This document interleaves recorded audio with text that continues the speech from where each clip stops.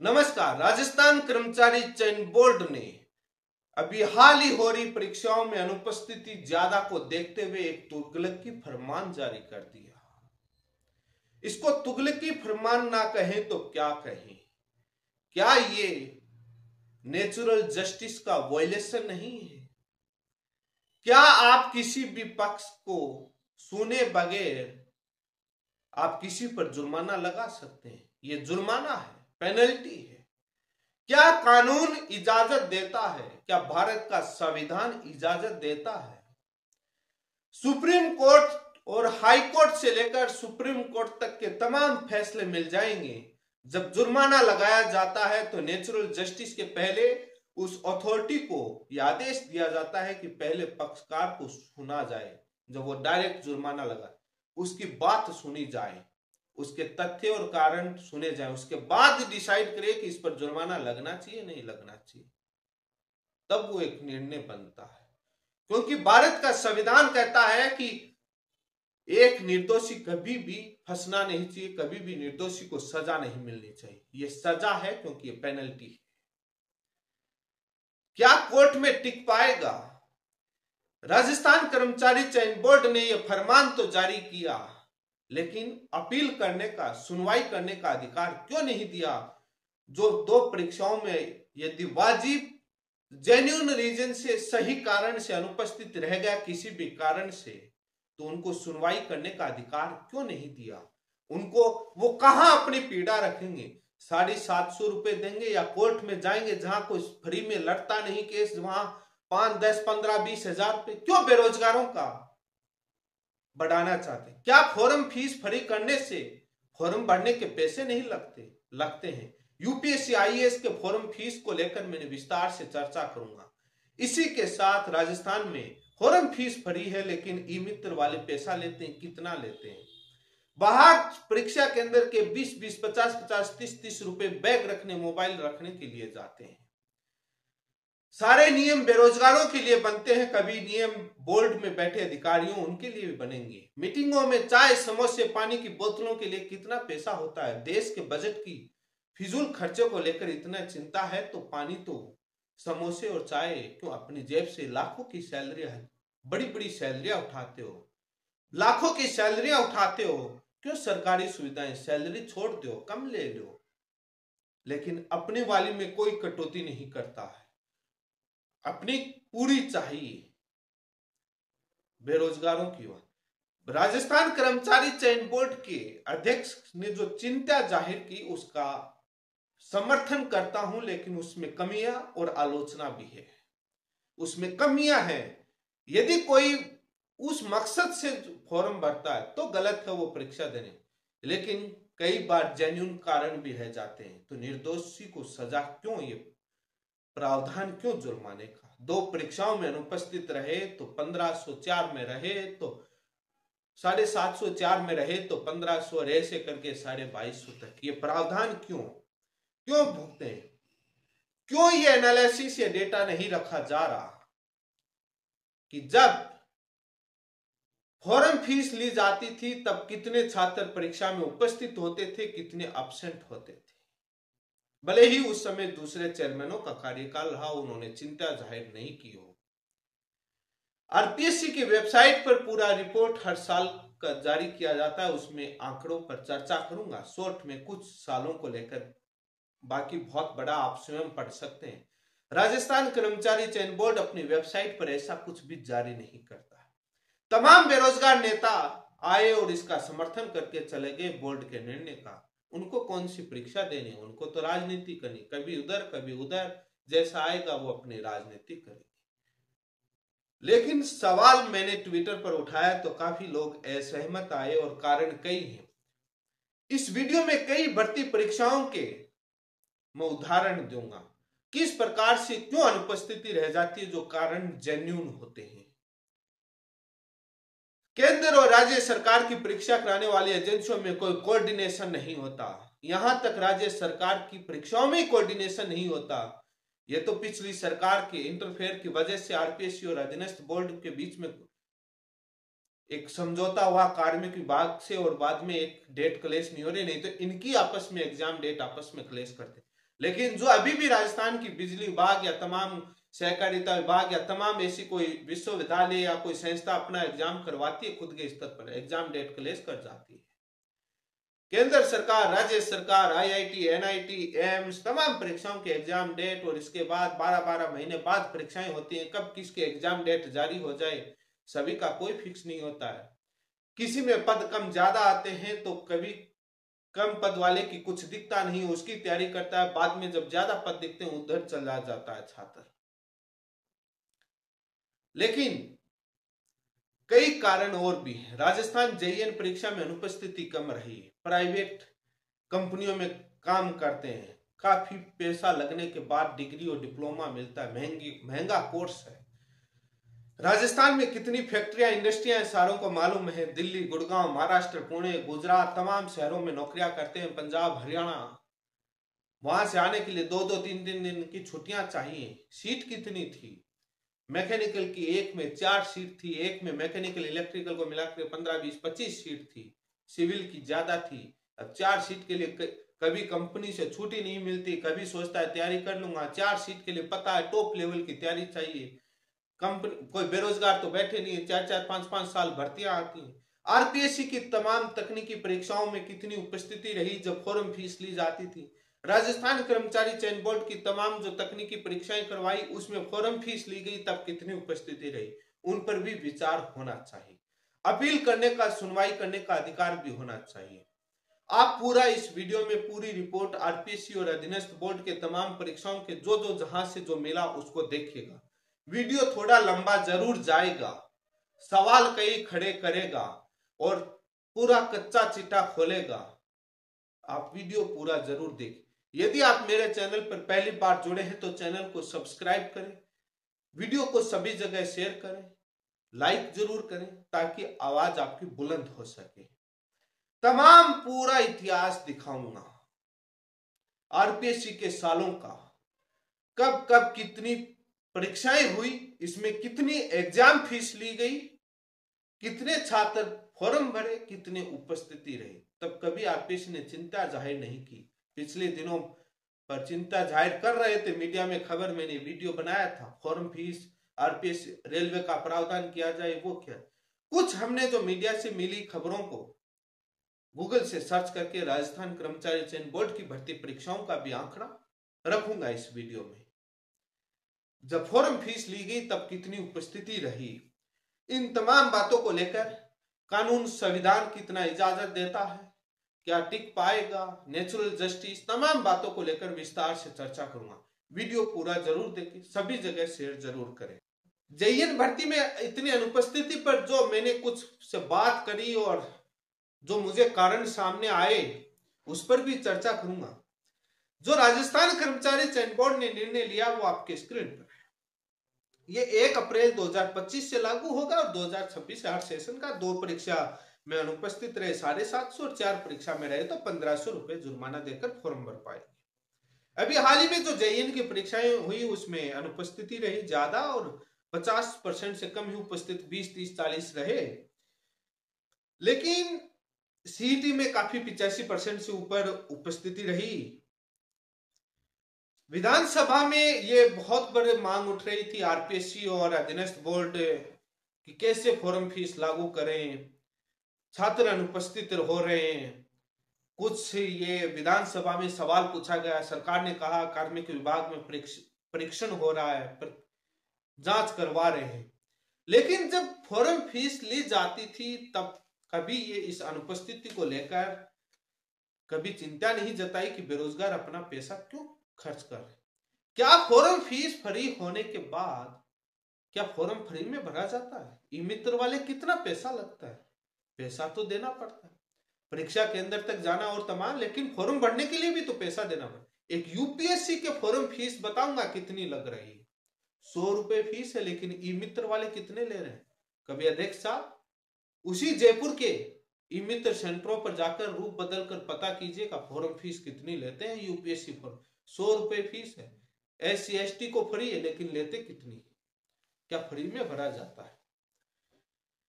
कारण और भी हो सकते हैं, तमाम बातों पर मैं विस्तार से चर्चा करूंगा। आप लोग कितना सहमत है कमेंट करके बताएं और अपना भी कारण बताएं।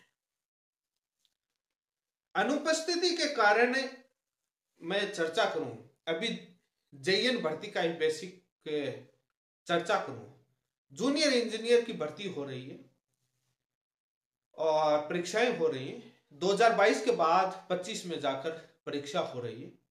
2-3 साल बाद भर्ती आती है और बहुत कम पदों पर भर्ती आती है और कैंडिडेट बहुत है। अभी इसी के पैरेलल एसएससी जीडी की परीक्षा चल रही है।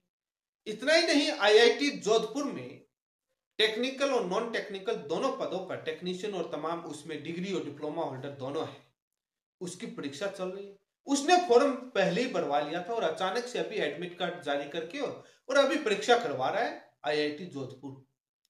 अब जिसने जेईएन का फॉर्म भरा था और जिसने आईआईटी जोधपुर का फॉर्म भरा था, उसको क्या मालूम था कि मेरी परीक्षा दोनों की एक साथ टकराएगी, और टकराई है।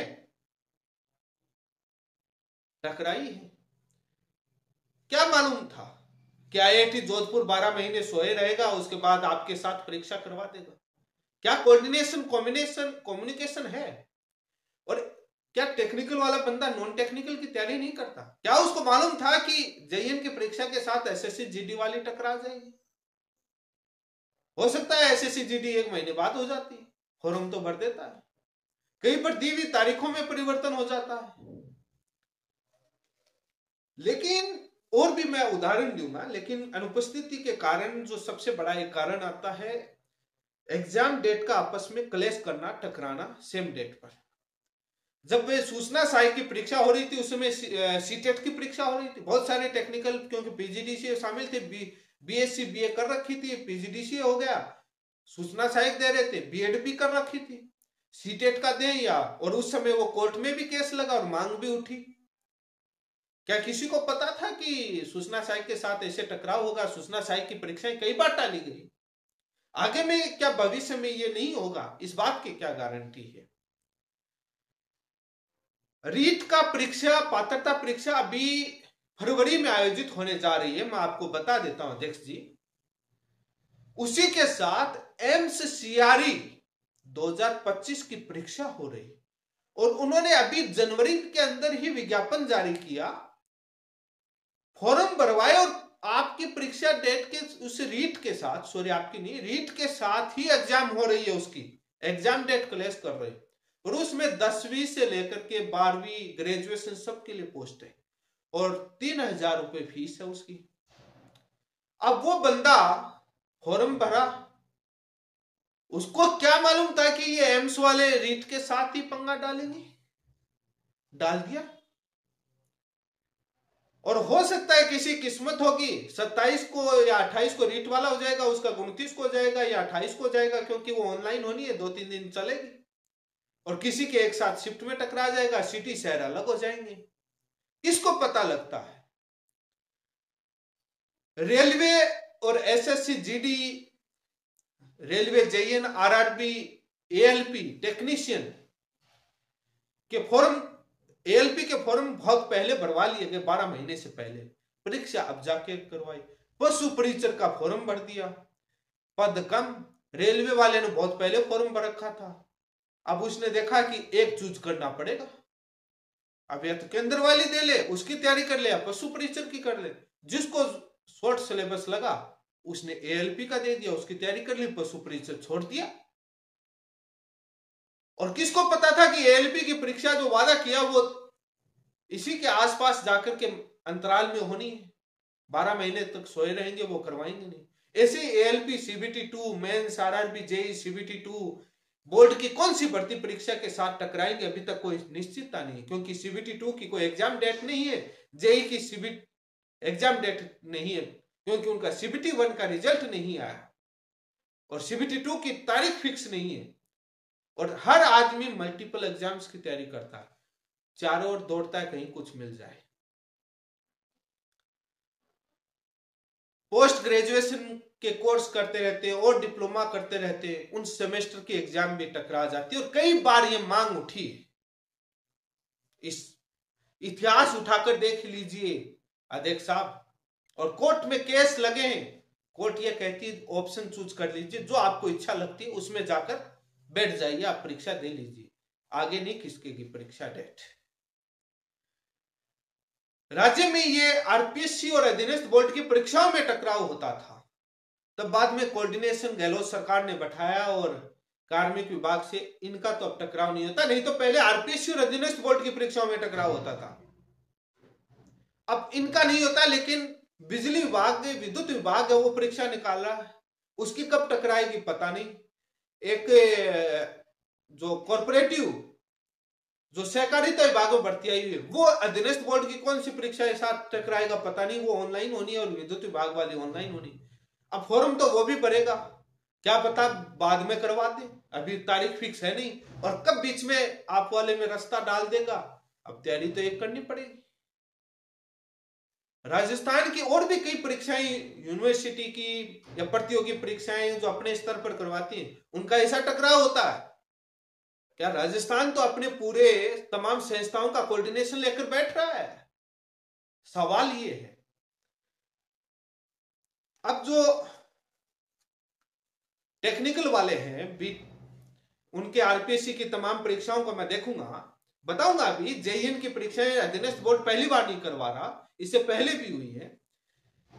ये बीटेक और डिप्लोमा वाले टेक्निकल वाले 2-3 साल बाद भर्ती आती है, इतना महंगा कोर्स होता है, प्राइवेट कंपनियों में नौकरियां करने निकल जाते। मुझे जानकारी मिली कुछ आईआईटी जोधपुर का देने चले गए कि क्या पता वहां संख्या कम हो, वहां नाम मौका मिल जाए, हो जाए।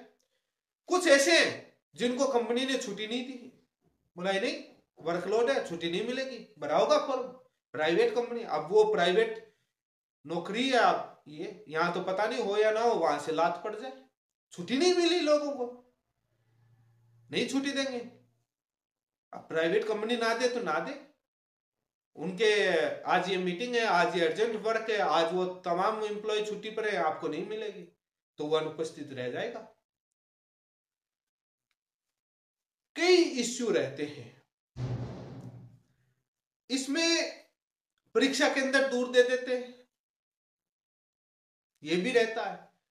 कई बार ये होता है कोई बीमार हो जाता है, कोई शादी होती है, कोई तमाम कारण होते हैं, कोई किसी अनहोनी घटनाएं हो जाती है, खुद के साथ परिवार में नहीं दे जा पाता, तमाम यूजी पीजी डिप्लोमा तमाम कोर्सेज है, शादी है, ब्याह है, कोई अर्जेंट काम है, परीक्षा के अंदर दूर हो गया, नहीं दे पाता, परीक्षा के अंदर पर एंट्री पर पहुंचने पर देरी हो गई, वो एक आधी पर होती है, मान लिया एक आधी पर वो 2 मिनट से घुस नहीं पाया, कभी उसके साथ अनहोनी घटना हो गई, मतलब या कोई उसका यूजी या पीजी के कोर्स के साथ एग्जाम डेट क्लैश कर गई, ये चीजें पहले तो फिक्स होती नहीं है, केंद्र सरकार की परीक्षा के साथ क्लैश कर गई, उनका 12-12 महीने बाद रेलवे और इनके परीक्षाओं का मालूम नहीं रहता है, और भी केंद्र सरकार की बहुत सारी संस्थाएं परीक्षाएं कराती हैं अपने स्तर पर, एग्रीकल्चर के इंस्टीट्यूट हैं, बैंकिंग सेक्टर की परीक्षाएं हैं, इंश्योरेंस कंपनियों की सेक्टर की परीक्षाएं हैं,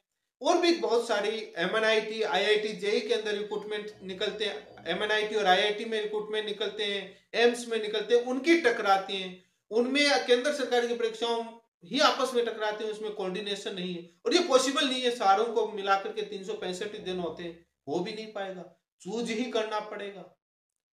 लेकिन कारण बहुत हैं, एकमात्र उस बेस को बनाकर के निर्णय ले लिया। अब जो जेईएन भर्ती है,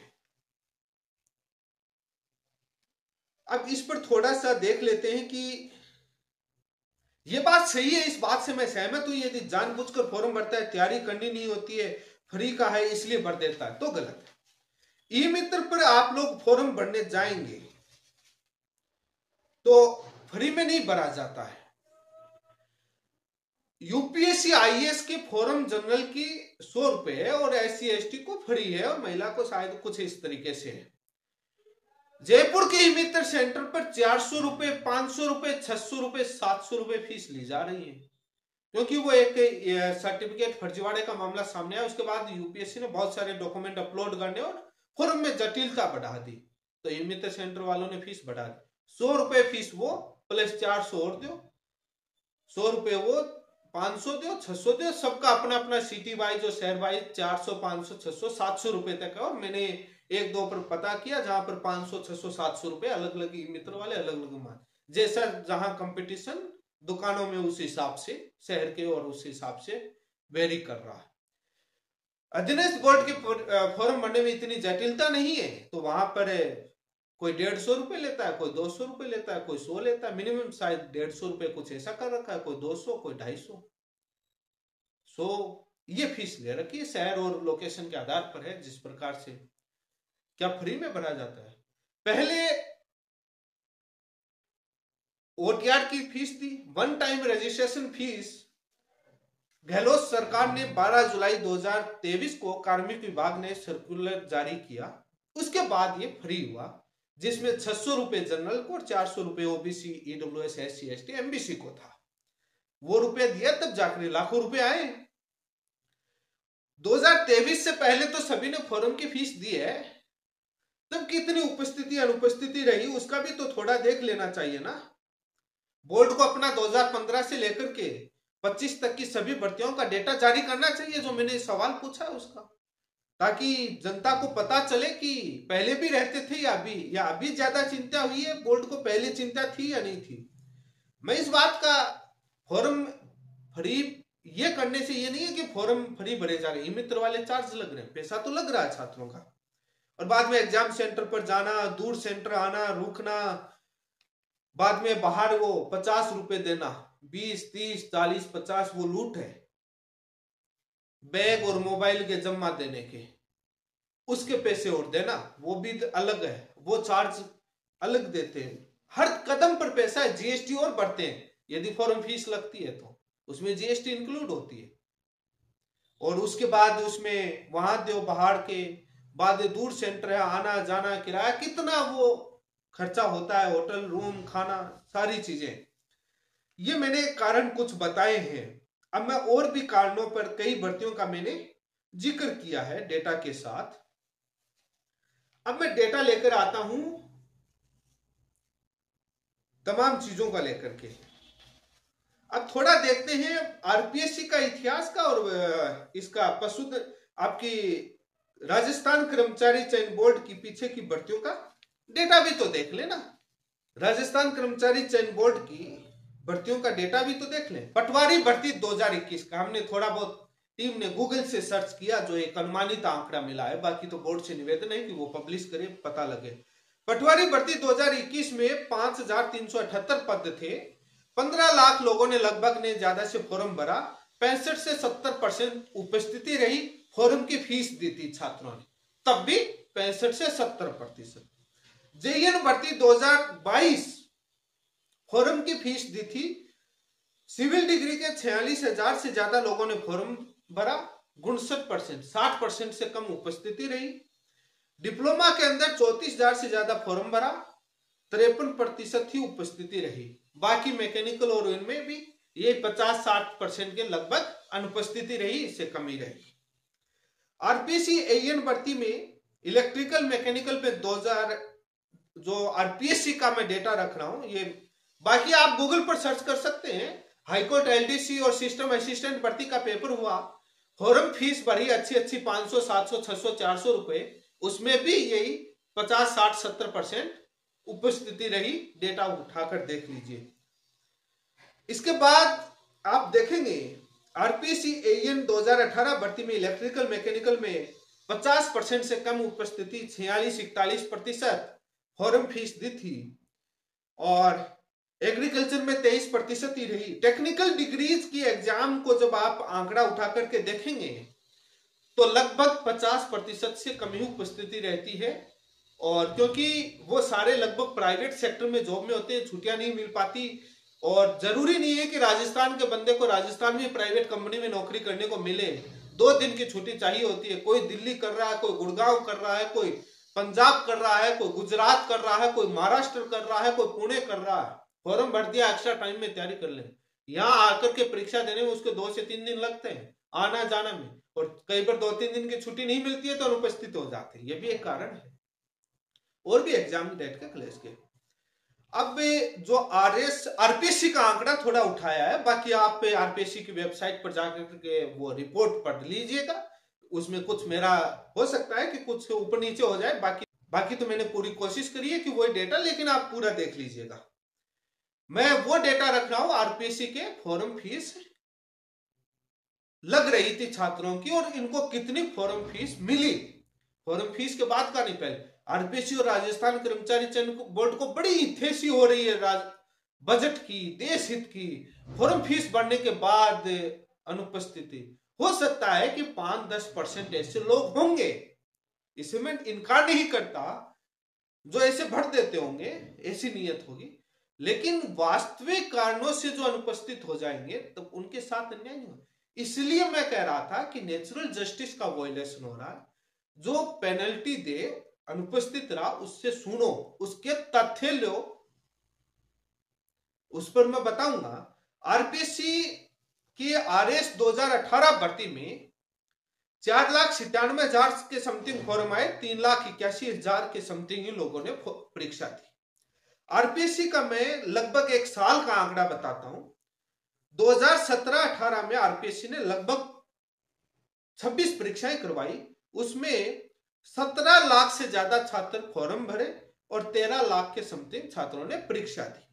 2018-19 में आरपीएससी ने 23 परीक्षाएं करवाई, जिसमें 22 लाख से ज्यादा छात्रों ने फॉर्म भरा और 15 लाख से ज्यादा छात्रों ने परीक्षा दी। यह डेटा आपकी स्क्रीन पर है। 2019-20 में आरपीएससी ने 35 परीक्षाएं करवाई, इसमें 6,98,000 के समथिंग, ये शायद चुनावी या कोरोना काल आ गया था, 6,98,000 ने फॉर्म भरा, 3,63,000 के समथिंग ने परीक्षा दी। 20-21 में 23 परीक्षा करवाई और इसमें 2,12,000 के समथिंग इसमें फॉर्म भरा और 72,000 के समथिंग ने परीक्षा दी। 21-22 में 36 परीक्षाएं करवाई, जिसमें 16 लाख से ज्यादा फॉर्म भरा और उसमें आपके लगभग 7 लाख के समथिंग ही, 7 लाख से ज्यादा छात्रों ने परीक्षा दी। इनकम फॉर्म फीस से 2020-21 में आरपीएससी को 1464 लाख रुपए फॉर्म फीस से इनकम हुई। 21-22 में आरपीएससी को 1422 लाख रुपए की फॉर्म फीस से इनकम हुई। तब कभी अखबारों में कभी छपा नहीं 2023 से पहले कि इतने अनुपस्थित क्यों रहे, फॉर्म फीस फ्री का नहीं था, तो ऐसे आई चीजें नहीं, वो परीक्षा एक्सपर्ट नहीं रहे, चिंता जाहिर नहीं कि बेरोजगार क्यों, अपना खर्चा लग रहे हैं, हमारा बजट फिजूल खर्च हो रहा है, सिक्योरिटी तमाम चीजें अभी दिखाई दी। अब और बताता हूं, आरपीएससी की कुछ 50, 40, 30% आंकड़ा दिखाता हूं। फॉर्म फीस बढ़ने के बाद 21-22 का विधि रचनाकर परीक्षा 26 जुलाई 2021 को परीक्षा होती है। 1690 इसमें फॉर्म भरते हैं और 504 लोग फॉर्म भरने देते, परीक्षा देने जाते।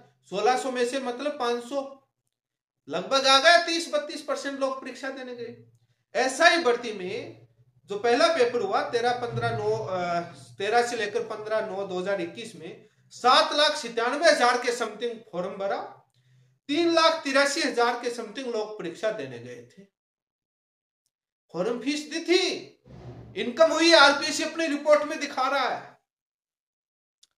असिस्टेंट प्रोफेसर जनरल स्टडीज का 22 सितंबर 2021 को पेपर हुआ, 1,50,000 से ज्यादा लोग फॉर्म भरे, 49,000 के समथिंग ही लोग पेपर देने आए, 50% से कम। सब्जेक्ट का और पढ़ लीजिए, पूरा डेटा दिया हुआ है डिटेल से। संस्कृत एजुकेशन में हेडमास्टर की 11 अक्टूबर 2021 को 14,780 फॉर्म भरते हैं, 6,700 कुछ फॉर्म परीक्षा देने जाते हैं, 50% से कम। आरएस 2021 27 मेंस, प्री और मेंस का दोनों का डेटा है। 2021 वाली में कितने, ये पूरा डेटा है। और विज्ञापन कितने जारी करते हैं, ये भी आपके 2021-22 का पूरा ये डेटा साथ में दिया हुआ है। 2016-17 में आरपीएससी को एग्जाम फीस से 4,035 लाख रुपए की इनकम होती है। 2017-18 के अंदर सेकंड ग्रेड का और सब्जेक्ट वाइज का डेटा है। टोटल परीक्षा में मैं उसका डेटा, उसमें तमाम का 17 लाख से ज्यादा फॉर्म भरते हैं, 13 लाख से ज्यादा परीक्षा देने जाते हैं। 2018-19 में आरपीएससी को 4,519 लाख रुपए की फॉर्म फीस से इनकम होती है और उसमें सेकंड ग्रेड और उसका तमाम का भर्तियों का सबका जोड़ है कि 33 लाख से ज्यादा फॉर्म भरते हैं और 24 लाख के समथिंग परीक्षा देने आते हैं। टेक्निकल एएन डिग्री का एग्जाम्पल है कि सिविल में 42,000 से ज्यादा फॉर्म भरते हैं, 26,000 परीक्षा देने आते हैं। इलेक्ट्रिकल में 14,000 फॉर्म भरते हैं, 14,000 से ज्यादा 8,000 से ज्यादा परीक्षा देने आते हैं, 50% और उससे कम। मैकेनिकल में 11,900 कुछ और 4,900 कुछ, मतलब मैकेनिकल और इलेक्ट्रिकल में सिविल की तुलना में बहुत कम परीक्षा देने आते हैं, 30-40% ही, क्योंकि इनकी सीटें आती हैं 10, 15, 20, 50। सिविल की सबसे ज्यादा आती है, उसका थोड़ा रेशियो ज्यादा रहता है, वो 20-30 सीट में परेशान होते नहीं है। कुछ देख लेते हैं, समय मिलेगा तो तैयारी कर लेंगे, नहीं मिलेगा तो देखा जाएगा। ये चीजें मैंने आप पे ग्रुप इंस्ट्रक्टर, आरपीएससी की vice principal, technical exam, AN, और एक और हुई थी उसका नाम भूल गया, एसीएफ वगैरह जो असिस्टेंट फॉरेस्ट वाली, उसका देख लीजिए। और उस समय जब उसकी हो रही थी रेलवे का, एएलपी का, सीबीटी 2 और साइको का कुछ एग्जाम आगे पीछे क्लोज कर रहा था, अचानक से डेट डिक्लेयर हो गई थी और पता नहीं था। जब आप इसकी रिसर्च और केस स्टडी करेंगे, इतनी भर्तियों के केंद्र और राज्य की मिल जाएंगी, और सेमेस्टर और यूजी और पीजी की, जहां एग्जाम डेट क्लेश कर रही है, पहले से पता नहीं होता है, अचानक से क्लेश कर जाती है या कम अंतराल पर आ जाती है। फॉर्म भरता है तब तैयारी के मकसद से, सेमेस्टर वाली या कोई और आ गई, या बाद में ये होता है कि यार कोई और भर्ती परीक्षा नहीं, वो पहले वाला सेंटर वाले ने कब भरा है, कब होगी पता नहीं, जैसे रेलवे का ही बताता हूं, चलो इसकी पहले करवा रहा है, इसकी दे देते हैं, सीट कम है देख लेंगे। बाद में अचानक से रेलवे जारी कर देता है जिसमें सीट बहुत ज्यादा है कि यार इसमें तो 15-20 में नंबर आएगा नहीं आएगा पता नहीं, 50-60 में, वहां 10,000 15,000 है जैसे एएलपी, वो दे लेते नंबर आ जाएगा, वहां ज्यादा सीट है, इसको छोड़ देता है, उसमें स्किप कर जाता है, उसकी डेट आ जाती है, तो बाद में देता है जब तैयारी नहीं है क्यों एग्जाम देने जाए। कुछ बहुत सारे कारण हैं, पहले से फिक्स नहीं होता है। यदि जेन्युइन बंदा रीजन के साथ कोर्ट में गया और उसने सबूत पेश कर दिए, ये सर्कुलर, ये नियम, ये निर्णय टिक नहीं पाएगा और नेचुरल जस्टिस का वायलेशन माना जाएगा, और उसको पेनल्टी वो नहीं देगा। बाकी तो कोर्ट तय करेगा, कोर्ट में जाएगा। अब इनको पता है कि कोर्ट में 100-500 रुपए में केस लगता नहीं, 5-10 हजार रुपए वो 700-750 दे लेगा। लेकिन नेचुरल जस्टिस का वायलेशन है इस निर्णय से। मेरा अध्यक्ष आपसे अपील है, आपकी सोच सही है, ऐसे लोग नहीं बढ़ना चाहिए, मैं इस बात का कहीं ना कहीं समर्थन करता हूं, लेकिन इसके पीछे कारण और भी हैं, वो जानने चाहिए।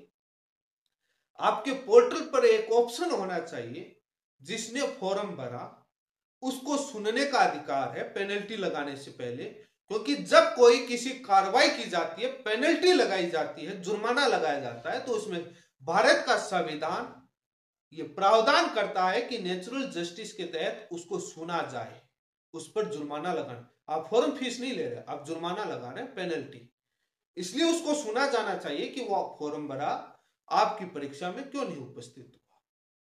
उसके बाद उसका क्या प्रोविजन डाला है कि भाई उसकी उस समय कोई दूसरी परीक्षा का फॉर्म भर रखा था, एग्जाम डेट क्लेश हो गई, या उसके घर में कोई काम हो गया, या कोई उसके एजेंसी आई, या क्या कारण रहा, या बाद में पहले फॉर्म भरा हुआ था उसकी और उसकी कम अंतराल पर एग्जाम आई, उसने एक चूज कर ली, पहले पता नहीं थी कि वो एग्जाम डेट ऐसे पास में आ जाएगी, वो फॉर्म पहले का भरा हुआ था। तो नेचुरल जस्टिस के तहत आपको सुनने का तो अधिकार है, पेनल्टी तभी लगा सकते हैं अध्यक्ष साहब। तमाम तो क्या है कि राजनीति करने वाले राजनीति करेंगे, और भी बहुत सारे कारण हो सकता है छूट गए हो, मैंने मैक्सिमम कवर करने की कोशिश की है, और मैं देखूंगा कि बोर्ड में एक आरटीआई लगाऊंगा कि पूरा डेटा मांगूंगा 15 से लेकर के, ऐसे तो उसमें हो सकता है कि ये संधारित्र के नाम पर ना दे, लेकिन ऑडिट तो करते हैं, ऑडिट की रिपोर्ट मांगेंगे, ऑडिट में सारा रिकॉर्ड होता है, देखें कि क्या पहले भी अनुपस्थित किस भर्ती में कितनी। आरपीएससी का आंकड़ा, मेरा इतना ही निवेदन है राजस्थान कर्मचारी चयन बोर्ड के अध्यक्ष से कि बोर्ड और आरपीएससी की पुरानी भर्तियों का एक बार डेटा विश्लेषण किया जाए, क्या पहले भी फॉर्म फीस देते थे तब अनुपस्थित होते थे क्या। हाँ, ये आप वार्निंग या डायरेक्शन और ये एक आप अपील का प्रावधान डाल सकते हैं कि भाई अनावश्यक ना भरें, इस बात से सही हो और वो होना चाहिए। लेकिन ये पेनल्टी वाला बेरोजगारों पर जो आप आपत्तियां लेते हैं उस पर रीट के अंदर 70,000 से ज्यादा रीट मेंस जो हुआ 3rd ग्रेड टीचर 70,000 से ज्यादा आपत्तियां आई और उसके अंदर लाखों रुपए कम आए। कभी चिंता जाहिर नहीं की कि बेरोजगारों का पैसा इतना क्यों लिया, वापस लौटा दें। जो एक्सपर्ट पर खर्चा हुआ उसके बाद बचा रिमेनिंग अमाउंट इन बेरोजगारों को खर्च कर देते। ये इसी राष्ट्र इसी देश के बच्चे हैं, इन्हीं का बच्चा ही, इन्हीं का बजट है, इन्हीं का खर्चा, इन्हीं का पैसा, वहां चिंता नहीं होती। और वो जो एसओजी ने एफआईआर दर्ज की है जो कैसे कंप्यूटर के वास्तविक डेटा से प्राप्तांकों में छेड़छाड़ कर बनाए, उसकी रिपोर्ट वेबसाइट पर डाल दो ना अध्यक्ष जी, पता तो चले कि क्या बोर्ड के अंदर भी कोई पहले खेला होता था कि ओमार शीट खाली छोड़ने की जरूरत नहीं है, डायरेक्ट ही नंबर बढ़ जाएंगे, वो पता तो चले। छात्रों के लिए 1000 नियम बन जाएंगे, बोर्ड की कमियां और गलतियां उन पर कोई जुर्म, एक्सपर्ट की गलतियों पर कई बार अध्यक्ष साहब कहते हैं कि जुर्माना लगाते हैं, पेनल्टी, ये कभी नहीं बताते कि कितना लगाते हैं, ये जानकारी नहीं बताते। ये बता देंगे कि आपको 750 रुपए देकर के फॉर्म फीस भरनी है, ये नहीं बताते कि उस पर हमने एक्सपर्ट पर 15,000 का लगाया, 2 लाख का लगाया, 5 लाख का लगाया या 500 रुपए का कानूनी फॉर्मेलिटी लगाई 2-4 हजार रुपए की, ये नहीं बताते। उसकी राशि भी बता दो ना। और जो तमाम चीजों पर ओमार शीट पब्लिक डोमेन में क्यों नहीं डालते? बोर्ड कहता है कि हम ट्रांसपेरेंसी के लिए वेबसाइट पर स्कैन इसके, वो खुद की ही अपनी, दूसरा तो देख नहीं पाएगा। जो चोर है वो खुद की अपनी चोरी कहीं भी देख लेगा, दूसरे को बताएगा ही नहीं, तो वो ट्रांसपेरेंसी कहां से आ गई? वो तो वो बात हो गई कि साहब प्याज का मूल्य बढ़ रहा है, बोले प्याज में खाता नहीं, बोले डॉलर के मुकाबले रुपया कमजोर हो रहा है, बोले नहीं डॉलर मजबूत हो रहा है, रुपया कमजोर नहीं हो रहा। जब आज डॉलर की और रुपए की हालात पर, ये तो एक स्कूलें बंद कर दी, बोले स्कूलें बंद नहीं करी, मर्ज करी है, दूर वालों को एक जगह लेकर आए। क्या ट्रांसपेरेंसी है? कोई भी रोल नंबर डाल करके किसी की ओमार शीट को एक्सेस कर सके, रिजल्ट देख सके, वो ट्रांसपेरेंसी है। ताकि इस देश में बहुत सारे लोग बैठे अपने आप छंटनी कर लेंगे कि उनके गांव शहर में कितना लोग पढ़ने वाला था, कितना होशियार था, उसके कैसे टॉपर बन गया, कैसे सिलेक्शन हो गया, सवालों में घेरे में आ जाएगा। क्या अंदर से बड़े हैं, ओमार शीट में कितने हैं, रिजल्ट में कितने हैं, उतना मैच अपने आप कर लेंगे। नहीं, चोर अपनी चोरी करी भी देख लेगा, क्या है, क्या पता लगेगा दूसरे को, कैसे पता लगेगा, कौन सी ट्रांसपेरेंसी है? इस तरीके से बहुत सारे सवाल हैं। और आप रिफंड का डालो, रिफंड वाले में बोर्ड अध्यक्ष कह रहा है कि इसमें दिक्कत आती है अकाउंट नंबर और तमाम चीजों को लेकर के। तो सुनने का और एक प्रावधान होना चाहिए, डायरेक्ट नियम थोपना नहीं चाहिए। इसी के साथ आप सभी का बहुत बहुत धन्यवाद, और बाकी सभी आप कमेंट करके बताएं कि कितना सहमत है, क्या कारण है, ताकि आगे और इस पर चर्चा हो सके और बातचीत हो सके।